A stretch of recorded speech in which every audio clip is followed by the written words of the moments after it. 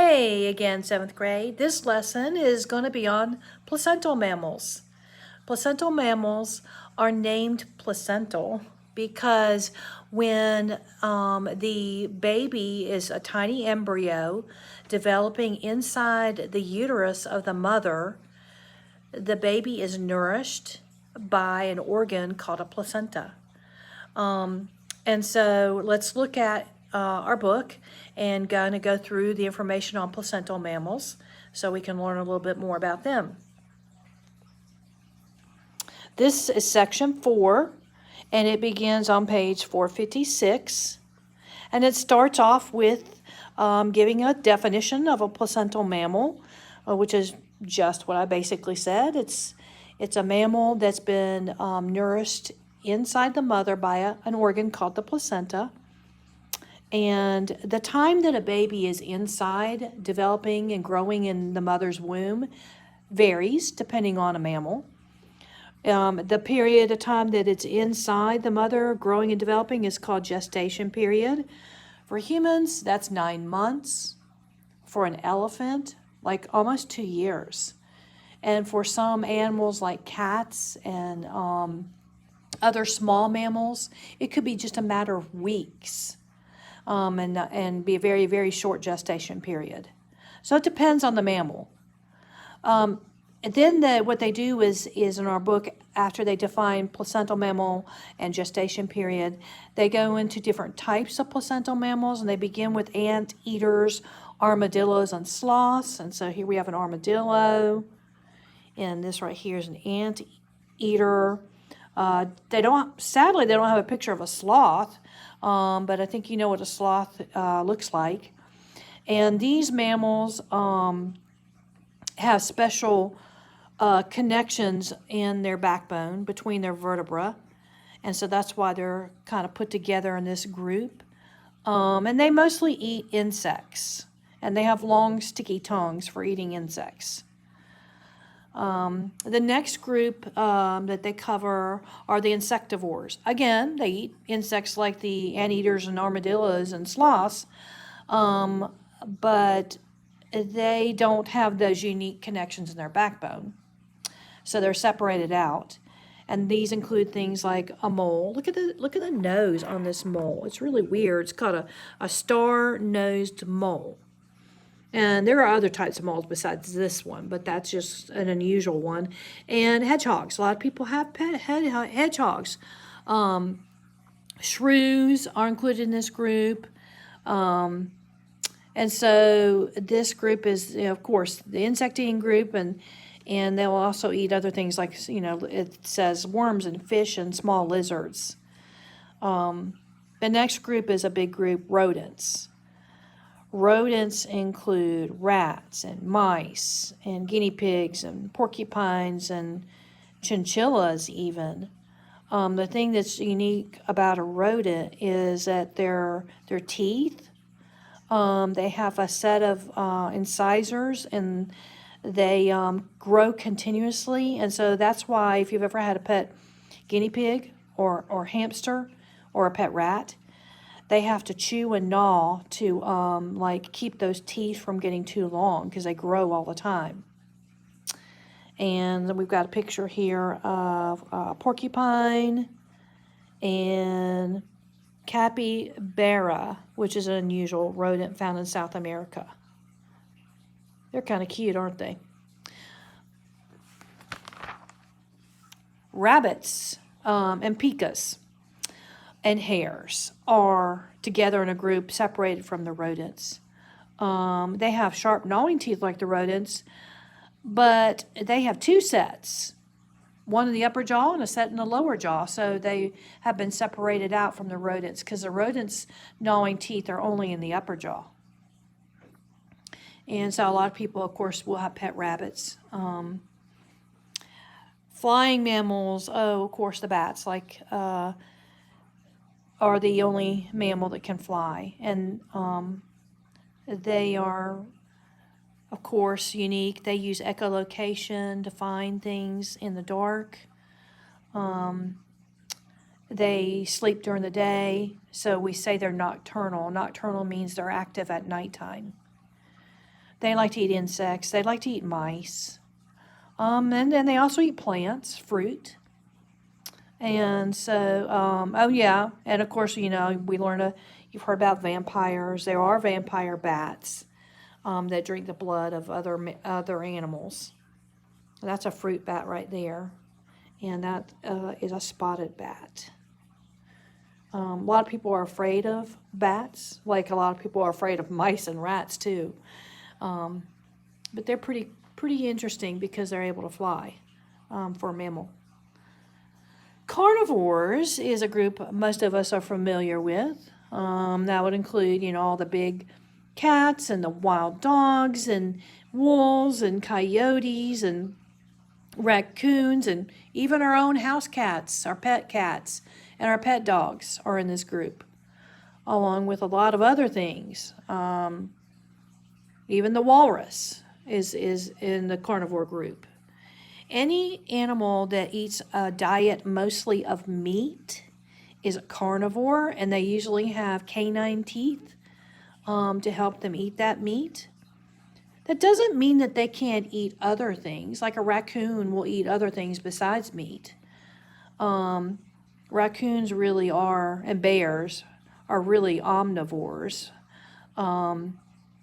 but a lot of their diet is meat. And this also includes, and look at the last sentence here, what we call pinnipeds, which are ocean animals that eat meat. And that would be the walrus, the sea lion, and seals are in the pinniped group. Pinniped, they get that name from their unusual limbs, their flippers that they have. Trunk-nosed mammals, well, of course, the elephants are trunk-nosed mammals. And, of course, they're animals that are endangered. They're hunted for their ivory and their tusks. And so there are international laws to protect them. And they're smart. They're one of the smartest outside of humans. You have the primates are really smart, and so are elephants. Well, all mammals are smart. I mean, think of your dog and how you could teach it a lot of things, tricks and a lot of commands. Dogs are smart. But all mammals are intelligent because remember we said they had the large brains. But in particular, elephants are very intelligent, as well as dolphins and the primates. Hoofed mammals include, of course, things like giraffes and camels. And have you ever seen a tapir? Those are tapirs. They live in Central America and South America. And, of course, you think of zebras, you think of horses and donkeys and mules and goats. There's a lot of hoofed mammals, rhinoceros, deer, pigs, cows. Hoofed mammals tend to be, all herbivores, plant-eating animals. Dolphins. And a lot of people love the dolphins. Dolphins are a group called cetaceans. And then that also includes whales and porpoises. Very intelligent animals. Very good swimmers, of course. And, they're mammals. They breathe air. They have mammary glands. So they have live birth. They are definitely mammals. And of all mammals, whales are the largest of all the mammals. And they also use, like the bats, use echolocation to help them navigate. Manatees and dugongs, gentle animals. Manatees, we have a lot living off the coast of Florida. Are often called the cows, or sea cows, or the cows of the sea, because they graze on plant material. They're herbivores. They're very, very gentle. They move slowly. They don't swim very fast. And they like to live on the coastline, and they can also live in rivers. And they are also endangered, but in Florida, they have taken great measures to protect them. Because they swim slowly, they're often hit by boats and injured or killed by them. And so they've taken a lot of measures at protecting the areas where the manatees live. And we've seen a comeback in Florida of manatees. So that's a good thing. Primates, again, the group I said that was also very, very intelligent. It includes monkeys and apes and gorillas and humans. Largest brain of all the other mammals.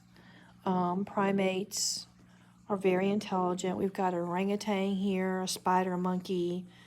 This is an unusual looking monkey. Look at its nose. It's called a proboscis. A proboscis means nose. And it has a rather large nose. Primates, of course, like to live in trees. They like to climb. And they are interesting because they have opposable thumbs. I'll put my hand down here. This is what opposable means. We can move our thumb around like this. Okay, that's humans, of course, have opposable thumbs. So all primates have opposable thumbs, and they're able to do a lot with their hands, and we've even seen monkeys in the wild using rocks and sticks as tools to like dig and find food and break open like coconuts and things like that they need to eat. So they're pretty smart. So that's on the book on the placental mammals. Let's look at the poster that we have. The poster doesn't have like placental mammals separated out, but it has herbivores in a group, all animals that eat mostly meat. Animals that eat mostly plants, sorry. It has carnivores over here. Those are the ones that eat mostly meat in their diet. And it has a section, they have the water mammals, the dolphins and whales and porpoises and seals, and that would include the manatees and dugongs. And then the last group they have up here on the poster is omnivores, plant eaters and meat eaters.